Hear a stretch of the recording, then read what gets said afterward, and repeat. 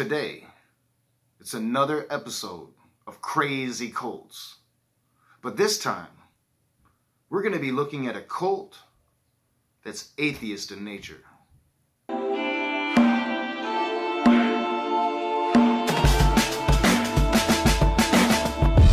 What is up, you heathens and demons, you beautiful, blasphemous people? Welcome back to The Raging Atheist. I'm your boy Nakasuchi, and like I said, today we're going to be looking at a cult that's atheist in nature, and it actually makes me sick to my stomach that this cult claims to be atheist. And it's part of the far-right extreme white supremacy movement. It's called the Church of the World Creator, or the Creativity Movement. And before we get into the clips, I want to kind of give you a quick background to it. Now here on The Raging Atheist, I often talk about how I don't understand how atheists are right-wing. Well, I'm getting educated on that. And I really hate that some atheists didn't come to atheism as a result of finding religion to be too violent, finding religion to be atrocious. That some atheists came to atheism because they didn't think that the religions went far enough or weren't violent enough. And we have that on the far right white supremacy movement.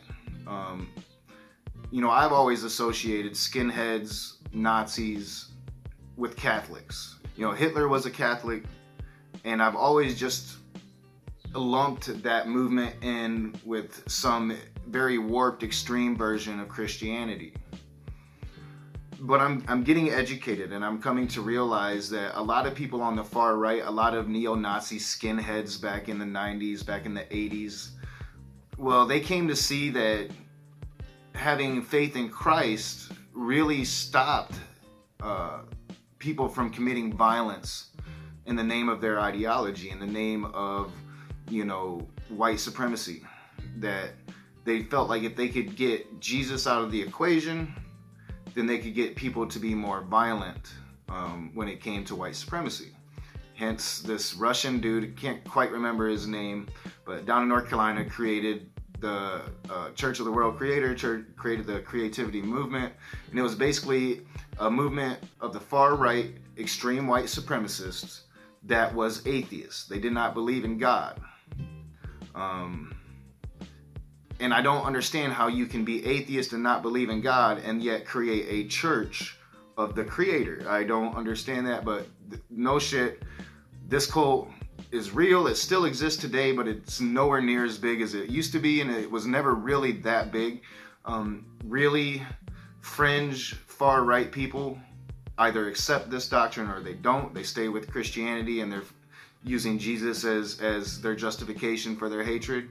But a lot of people have accepted this creativity movement. It's still going on today. I did find a current site. Now what we're going to be looking at is old material, because they were pretty much demolished in the 90s. But they still exist. They're just deeply underground. And we see it today. This far right movement has come out as a direct result of Donald Trump's presidency. So, these creativity movement people are coming back out. And I did find one site. It was only about 200 subscribers, but they're there.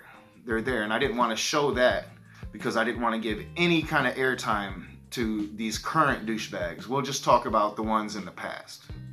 So without further ado, we're going to go back to the 90s, late 90s, when the creativity movement became a major problem, and they were clashing with what was the beginnings of Antifa, the anti-racism action. And so there was a big clash, and this kind of came out and became national news. But then, the Antifa, the beginning Antifa members pretty much wiped these motherfuckers out, as well as the law and their own hideous actions.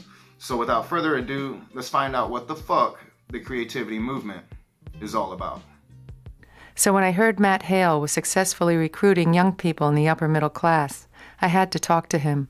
I want to have Illinois be a haven for our people. Is there anybody relocating from the Midwest area that I could meet? That would be interesting. Well, we have a fellow in Indiana who is seriously thinking about it. Oh, that could be interesting. Now, you could send him an email, too. It's okay. bensmith@indiana.edu. What's he doing in Indiana? Basically organizing and going to school, or? Yes, he's organizing things, and he's distributing a lot of copies of our literature around town. All right, this Hale dude became the leader of this movement after the first two leaders went away. Now, the first one died, the Russian dude that I talked about, who felt like, you know, religions just really held back violence when it came to the neo-Nazi movement. Started this in my home state of North Carolina. And, but then he died, and the organization almost went completely away. But then another guy comes, kind of maintains order, but then one of their people goes out and kills a black man. And this almost destroyed the church. That guy has to get the fuck away from the church because he's getting in big trouble. And then this Hale guy comes in, and he pretty much saves this cult. I mean, he saves it, he keeps it going from a little ragtag little office, and he recruits these crazy motherfuckers. And the whole point of it is to commit violence. The whole point of it is to talk about a race war coming. The whole point of it is to recruit people into this race war. And they're doing it in the name of atheism. They're doing it proclaiming themselves to be atheists. And these are the types of atheists that I want nothing to do with the atheist fucking movement. No, you lump yourselves in with the skinheads and leave our identity alone. Our identity has already suffered enough demonizations without fucktards like these making it worse. Huh, I'll have to look them up. There's the lady that didn't get her free newspaper yet.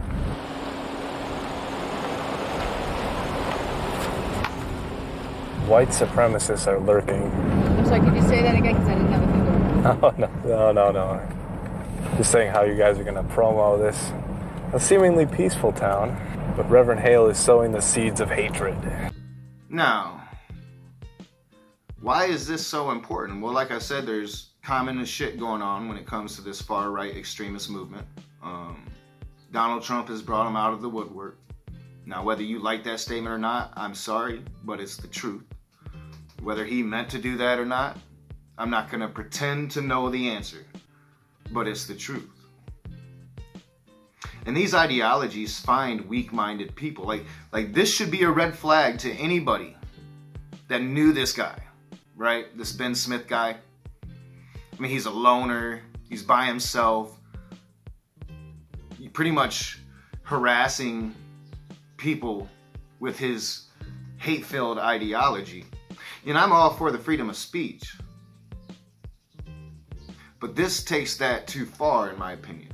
I would not want my child to go and get a newspaper out of my driveway and it be that shit. That's taking freedom of speech too far. Well, what do you do about that? I have no idea. And I'm not going to pretend to. But in my opinion, that's taking your freedom of speech. Now, you do have a freedom to say these things. But that's taking it too far. Because now you're harming others. And you're promoting harming others. You're promoting doing violence to others.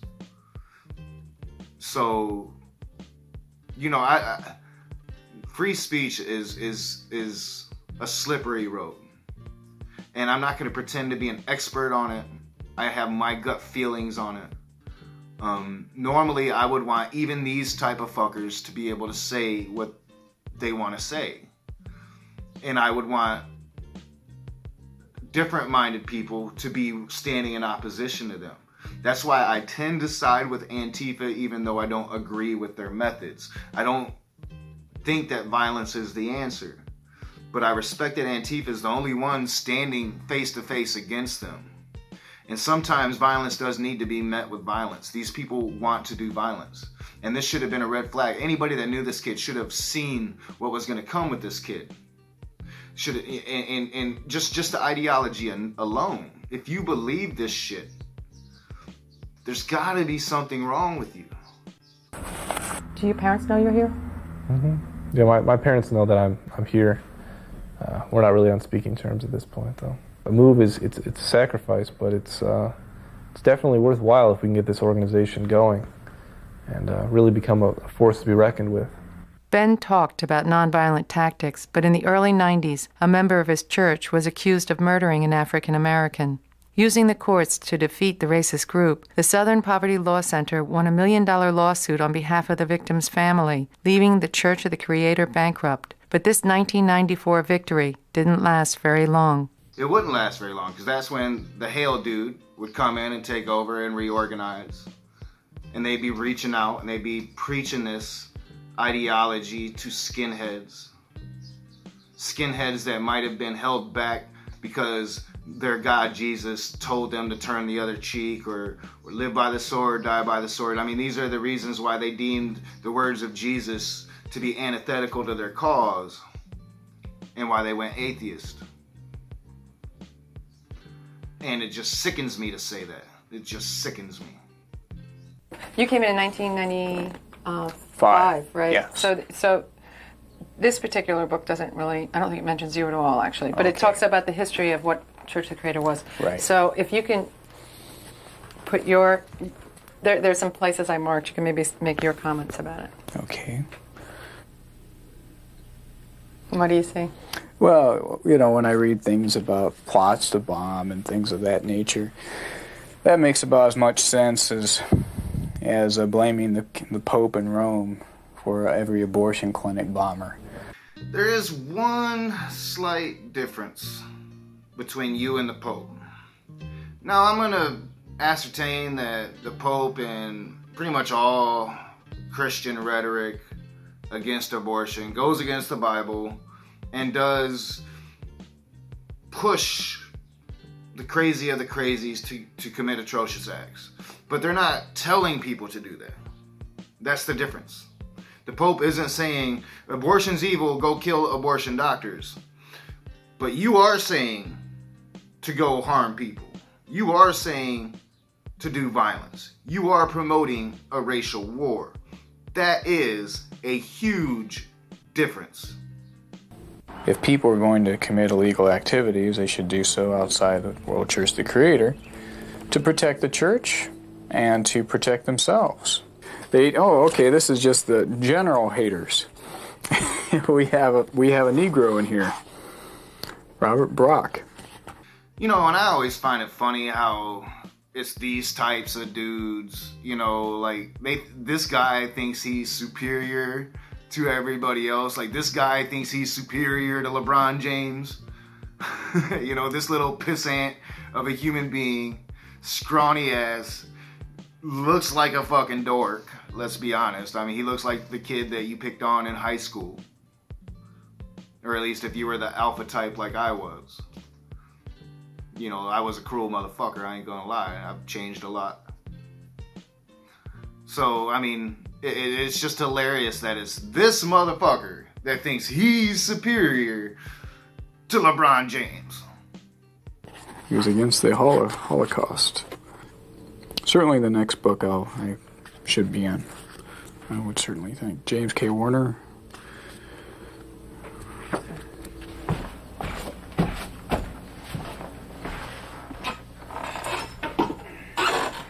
Alright, it really bothers this motherfucker that he ain't in that book. Even though he came in 95 and the book was written in 94, it still bothers him that somehow he ain't in that book. Did you see that shit? I mean, what an ego trip. I mean, that's fucking just apparent what type of dude this motherfucker is.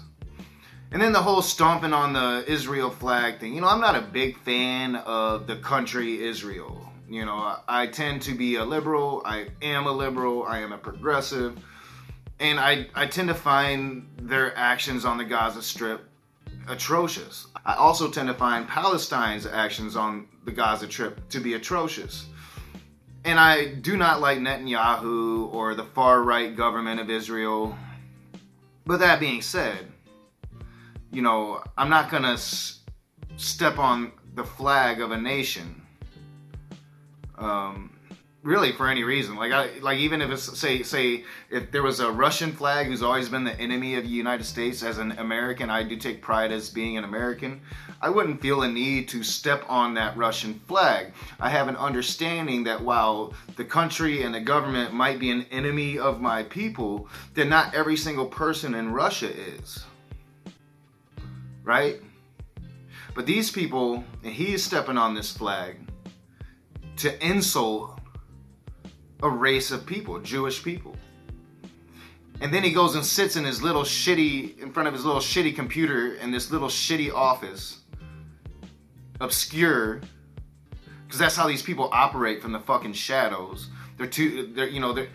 You'll see them in Charlottesville in numbers, but they're too weak-minded to promote this ideology truly by themselves, unless you're a crazy motherfucker like Ben Smith. Right now it's a war of words. It's not necessarily a shooting war. Probably there will be what we call a bloody Rahowa. This is not a game that we're playing. I mean, this is a life or death struggle for the future of our race and a future for our children. Time is not on our side. Our situation gets graver every day. So now is really the time for action. I mean, how much fear do you have to have in your soul to think that your entire race is on the verge of extinction? I mean, how much fear do you have to have in your soul to think that Caucasian dominance on Western civilization was this grand golden era when it wasn't? I mean, Caucasian dominance on Western civilization was atrocious.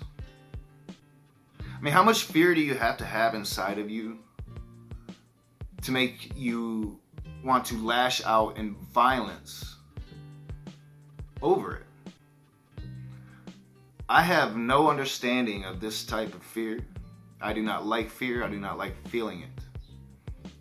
I enjoy the serene calm that I experience through most of my days.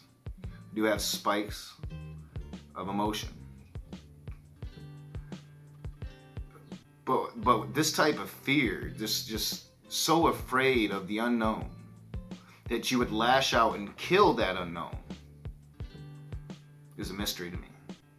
Congratulations on winning the Creator of the Year award. I wish some of my close Christian relatives in northern Indiana could have been hit with some of the fact sheets.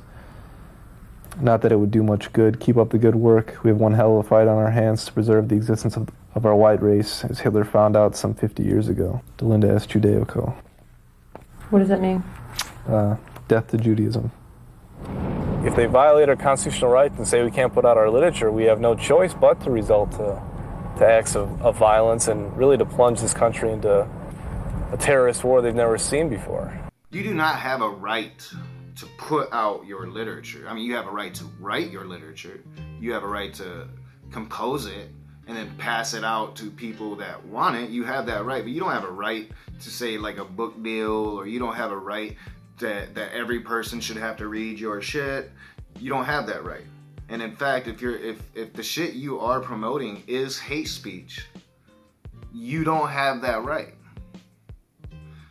Now, as I said, I'm not going to pretend to be an expert on free speech. I'm not going to pretend to be an expert on what is hate speech, but it would seem to me that if you're saying there's going to be race war, or you're saying death to Judaism, that's hate speech. I mean, that's got to be the definition of it. Town meetings, marches, and unity rallies only convinced Ben that he'd been right all along. But the tactics of the ARA got to him. And the anti-racist faction member, I don't know if you're familiar with that group. You see that we're setting up armies for both causes. There's the pro-white camp and there's the anti-white camp. I mean, that's how I look at the world. And I try and make every effort that I do clear which camp I fit. No, and I do get really kind of emotional when I talk about the ARA. You know, I wish I'd have been paying attention all those years ago. Was this almost 20 years ago now? When this was brewing beneath the surface of America. And it's been brewing ever since, and then Donald Trump comes along and it explodes out.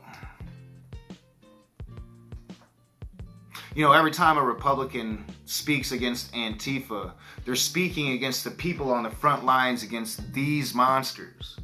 Now, like I said, I don't agree with Antifa's tactics, but according to my research, you know, where they try to say that Antifa commits murder, I just find no truth to that. There was one rogue agent of Antifa that did kill some people, but I don't think, from what I could see, it had nothing to do with the movement. Now, Antifa will stand in their face and punch them in it. Antifa will throw shit. Antifa will sometimes throw shit at police. I mean, Antifa will be as antagonistical with police as they are with the Nazis, because a lot of times the police are on the Nazi side. So I'm a mixed bag when it comes to Antifa, but know that when you hear Republican politicians speaking out against Antifa, they're speaking out against the people brave enough to stand against this hatred. They've basically declared war on us, and they're trying to stomp us out violently. They put out flyers detailing my address and to provoke people to come and confront me and attack me. A lot of people were against a very confrontational stance that we were trying to promote, which wasn't even that confrontational in my opinion. So all those years ago, broiling beneath the surface of America is this conflict that we deal with today. This far-right, fringe extremist belief system, neo-Nazism, white supremacy,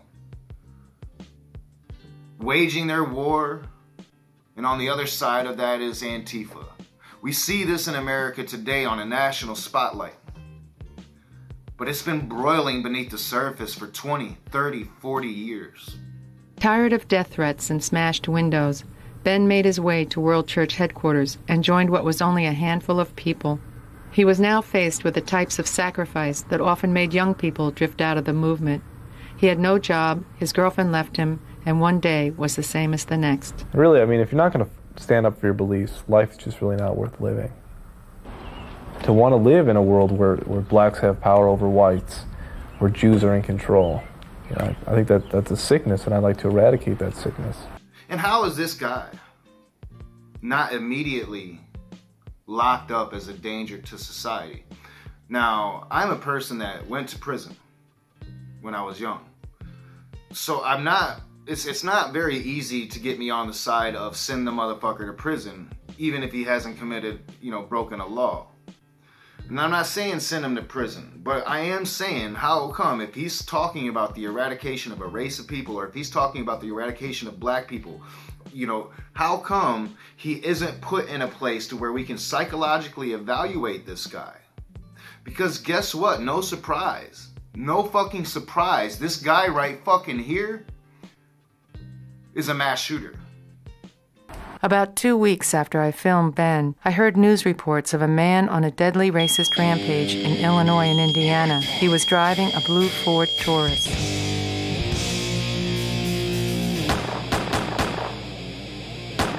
Chicago police identified this man, Benjamin Smith, as someone being sought in conjunction with the weekend shooting spree. This morning, a man was shot to death outside a Korean church. He reportedly has ties to a group called the World Church of the Creator. Ben Smith, on his rampage, killed 2 people and injured 9. How easy would it have been to see this coming? Why wasn't this plastered on every TV screen? Why haven't we paid attention to this problem as we should have? You know, we'll get outraged after every mass shooting, but then that outrage will go away as the political discourse about it goes away, because nobody ever wants to do anything hard to solve a problem.